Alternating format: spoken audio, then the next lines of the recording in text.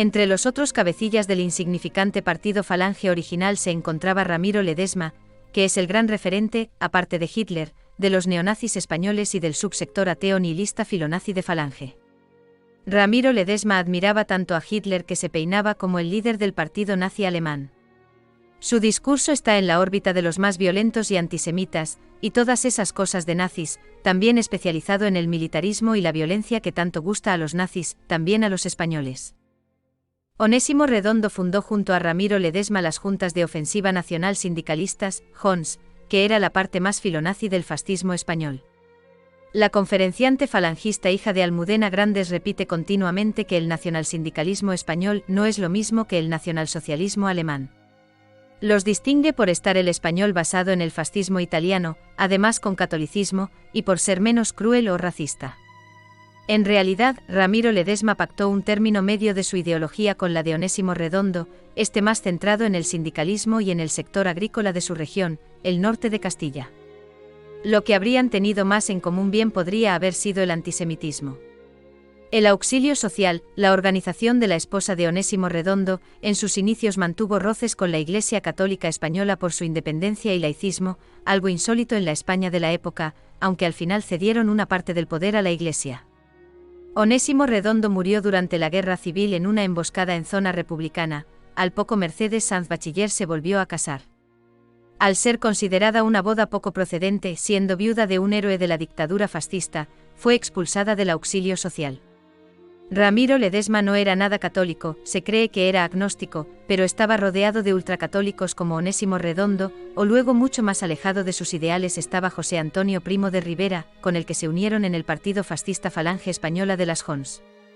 En algún momento podría haber buscado unirse a los anarquistas, una idea que al parecer copió José Antonio, o sus seguidores se la atribuyen como una de sus cualidades pacifistas. Sin embargo, si les daba igual unirse a otras ideologías era con la condición de centrarse en España, y en el caso de José Antonio además en el catolicismo, es decir, decían esto por su obsesión con la conspiración judeo-masónica comunista internacionalista, o también era, o es, una conspiración liberal capitalista. José Antonio Primo de Rivera, Onésimo Redondo y Ramiro Ledesma son los tres grandes líderes fascistas españoles, los fundadores de Falange. Si bien, al poco, Ramiro Ledesma acabó enfrentándose con José Antonio y fue expulsado del partido. Si los seguidores de Franco destacaron por sus grandes manipulaciones internacionales, por ejemplo, haciendo desaparecer de los libros de historia su antisemitismo, o nadie imaginaría que Franco quiso ser masón, por 2 veces. En el caso de los falangistas, a José Antonio le crearon la imagen de tener una ideología plural y tolerante, prácticamente un pacifista. Esto a pesar de lo más que conocido que fue José Antonio, por violento y por soltar exabruptos más propios de barrio bajeros que de su condición, por pertenecer a la aristocracia. Y a pesar de los grupos paramilitares falangistas que sembraron el terror desde la Segunda República. Los falangistas menos extremistas, o el resto cuando manipulan por intereses electorales, tendrían como característica un discurso basado en la indefinición, alabando a José Antonio como figura moderada, quizás pretendiendo abarcar a cualquier votante con tal de que se adscribiera a su muy particular o pintoresco racismo español, más bien un racismo sociocultural o, seguramente de lo que crean que son instintos primitivos que atribuyen como únicos de los españoles. Durante la dictadura los fascistas crearon entre la población un mesianismo hacia las figuras tanto de Franco como de José Antonio. Los dos fueron enterrados juntos en el mausoleo o esperpento del Valle de los Caídos, que cuenta con la cruz cristiana más grande del mundo. A Franco le otorgaban todo tipo de cualidades superiores, algunos fascistas rozando la divinización. El mismo Franco se creía un elegido o iluminado católico, era muy conocido que dormía junto al brazo incorrupto de Santa Teresa de Jesús. Franco murió o le murieron el mismo día que fue ejecutado José Antonio, un 20 de noviembre. En cuanto a José Antonio, los falangistas originales españoles también copiaron a sus compadres nazis de la Alemania de Hitler en lo de crear una organización de especialistas en fenómenos paranormales, que por ejemplo investigaron las varias apariciones que se produjeron por toda España del fantasma de su líder José Antonio. En la actual democracia muchos españoles siguen con esta afición por el ocultismo, lo paranormal, ovnis, etc., aun estando prohibidas por la Iglesia Católica. Varios cabecillas neonazis españoles escribieron artículos, bajo seudónimo, en la conocida Revista Española de Fenómenos Paranormales, Más allá de la ciencia. Con España en democracia, la mitificación de Franco a todas luces acabó resultando fallida, no tanto en el caso de José Antonio. Si es difícil que los españoles conozcan a estos falangistas, ¿qué decir de otros como José Luis Arrese, un antisemita, inventor de unir el catolicismo más rancio español con fascismo? Fue encarcelado por oponerse al decreto de unificación para integrar todas las ideologías fascistas españolas en el partido único que se le ocurrió a Franco, al que también llamó Falange, en este caso sería la versión 2 o un sucedáneo. Pero al poco se le conoció por su fidelidad a Franco. Fue uno de los ministros que apoyaban la ruinosa economía falangista que siguió Franco durante los primeros años del régimen. O el líder de Arrese, Manuel Hedilla, que sucedió a José Antonio al frente de Falange, un díscolo filonazi antisemita. También contrario al decreto de unificación, por tanto, Hedilla fue encarcelado y faltó muy poco para que lo fusilasen sus propios camaradas. La sección femenina de Falange era la parte principal de las más fascistas españolas, donde también acabó integrado el auxilio social. La dirigía Pilar Primo de Rivera, la hermana del gran líder, José Antonio. A Pilar Primo de Rivera, no hay que olvidar que los primos Rivera son de sangre azul, española, la quisieron casar con Hitler para crear una dinastía de fascistas europeos, o eso dicen, porque de Hitler no se tiene constancia de que tuviera una sexualidad, o no una normal.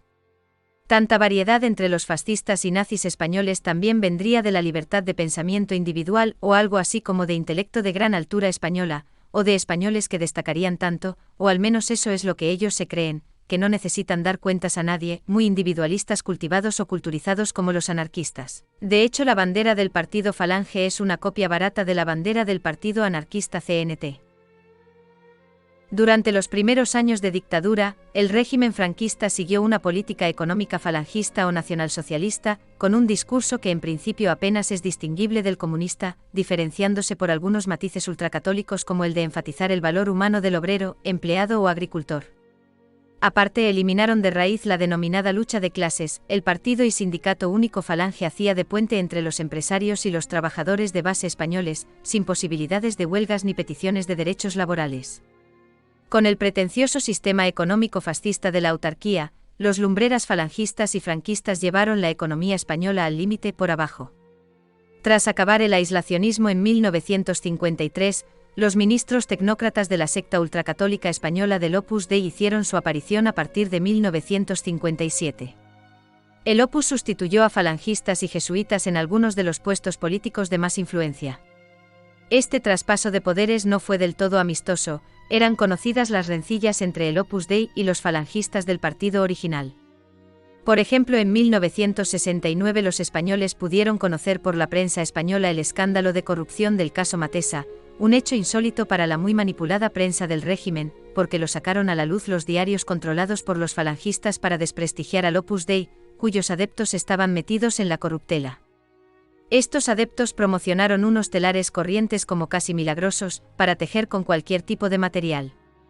La corruptela consistió en vender estas máquinas de tejer falsas para hacerse con subvenciones públicas. También llegaron a vender telares a Argentina. No solo los fascistas y nazis españoles se distinguen de los demás europeos por declararse solo católicos, o contrarios al resto de cristianos protestantes como parece decir la conferenciante hija de Almudena Grandes. Aparte, aunque se supone que son tan republicanos como los nazis alemanes, José Antonio pertenecía a la aristocracia. Era marqués y poco después el dictador Franco le nombró duque, que sería el título aristocrático máximo al que puede aspirar un español, al menos si no intentan derrocar al rey. O entre los fascistas carlistas, monárquicos de unos valores ultracatólicos muy rancios, aunque acabaron aceptando ser integrados en la versión del partido Falange que se le ocurrió a Franco, desde el principio hubo grupos de carlistas discrepantes con los falangistas originales, con numerosas rencillas que llegaron a atentados con bombas, culminando en la conocida como Crisis de agosto de 1942. También al acabar la dictadura, en 1976 ocurrió un caso de terrorismo de Estado que se cree ordenó el ministro filofalangista Manuel Fraga. En la conflictiva región de Navarra, durante una tradicional reunión de los carlistas en Montejurra, unos carlistas fascistas ayudados por otros fascistas asesinaron a 2 carlistas de una facción que se habían convertido en comunistas, y que además defendían a otro de los aspirantes al trono de España, de una rama de Borbones distinta a la del que se convirtió en rey Juan Carlos I. Todos estos son unos valores, por llamarlos de alguna manera, no muy coherentes con respecto a las ideologías del resto de sus camaradas fascistas y nazis europeos. Si bien, durante la Guerra Civil, los fascistas españoles no llegaron a las cifras de asesinatos en masa como las de sus compadres nazis alemanes. Sí que intentaron exterminar a todos los judeomasones españoles, o Franco ordenó parar las torturas y asesinatos de judíos españoles tras la petición de un grupo de banqueros judíos norteafricanos que le financiaron una parte de su golpe de Estado. Ya durante la Guerra Civil, desde antes de alcanzar el poder, los fascistas iban promulgando leyes sobre la marcha, según ellos, con carácter oficial, es decir, que les valdrían como un justificante legal para cometer los crímenes, o quizás cara a sus futuros libros de historia manipulada. En cualquier caso, una vez en el poder, los fascistas eran el típico gobierno corrupto o de república bananera. Churchill sobornó a la mayoría de la cúpula del gobierno franquista, incluyendo al hermano mayor del dictador, Nicolás Franco, a cambio de que convencieran al dictador para que no entrase en la guerra, naturalmente hubiera sido en el bando del eje junto a la Alemania nazi. Los fascistas de las clases más altas se enviaban cartas de recomendación formando una red clientelar, entre alabanzas patrioteras se repartían los negocios y el dinero público. En medio de tanta corrupción, los españoles de las clases bajas de los propios fascistas, ya no digamos los demócratas republicanos, pasaban numerosas calamidades y hambre. Poco antes o tras la derrota de la Alemania de Hitler, la dictadura fascista enseguida se desmarcó de sus antiguos camaradas nazis. Franco apartó de la vista del público a su cuñado, Serrano Suñer, el muy filonazi falangista, que era ministro de Exteriores y hacía de puente entre el Estado fascista español y la Alemania nazi. Este falangista además ordenó destruir todos los documentos oficiales que le relacionasen con los nazis. Hoy día los historiadores tan solo cuentan con copias que guardaban los nazis alemanes. La conferenciante falangista menciona solo ligeramente a los judeo-masones españoles que trataron de exterminar, cuando habla del krausismo. Se trataba de una filosofía, aunque con valores próximos a la masonería o a los de las democracias, en la que se inspiró la institución libre de enseñanza. Con un proyecto educativo para tratar de sacar del analfabetismo y llevar algo de cultura a los españoles de las clases bajas, la mayoría de los españoles. Con una educación laica y moderna para su tiempo, en contraste con la educación elitista, retrógrada y a menudo basada en castigos que era la habitual en España, desde siempre en manos de la Iglesia Católica Española. El krausista más famoso fue Giner de los Ríos, su obra en general, y la institución libre de enseñanza en particular, fueron condenadas por el régimen de Franco, dentro del proceso de depuración del magisterio español, por considerar que introducía subrepticiamente el liberalismo condenado por la Iglesia. Otro krausista fue el almeriense Nicolás Salmerón, expresidente del gobierno durante la democracia de la Primera República, que dimitió al negarse a firmar penas de muerte. Durante la Guerra Civil, a los funcionarios maestros de las escuelas públicas de la institución libre de enseñanza también los procuraron encarcelar o asesinar estos criminales fascistas falangistas. Mientras, hasta el final de la dictadura fascista, hasta 1975, los falangistas tuvieron en exclusiva una asignatura de patrioterismo o lavado de cerebro fascista para todos los escolares españoles. José Antonio dice lo siguiente. Dice que Falange nunca será ni podrá ser racista, ya que de alguna manera Jesucristo se murió en la cruz por todos nosotros y eso hace de nosotros iguales a los indios de la Nueva España. Dice José Antonio Primo de Rivera que no fuimos a América ni por plata ni por oro, sino que fuimos a evangelizar, y eso hace de los indios hermanos prácticamente. El nacionalsocialismo nunca podrá ser comparable al nacionalsindicalismo por una cuestión racial, porque tiene características luteranas que nosotros nunca podremos aceptar, sin decir que bueno, que quizás la mística del nacionalsocialismo era una mística que no tenía nada que ver con el catolicismo, que era una una mística basada, pues bueno, en unos orígenes prístimos que en España no se pueden encontrar.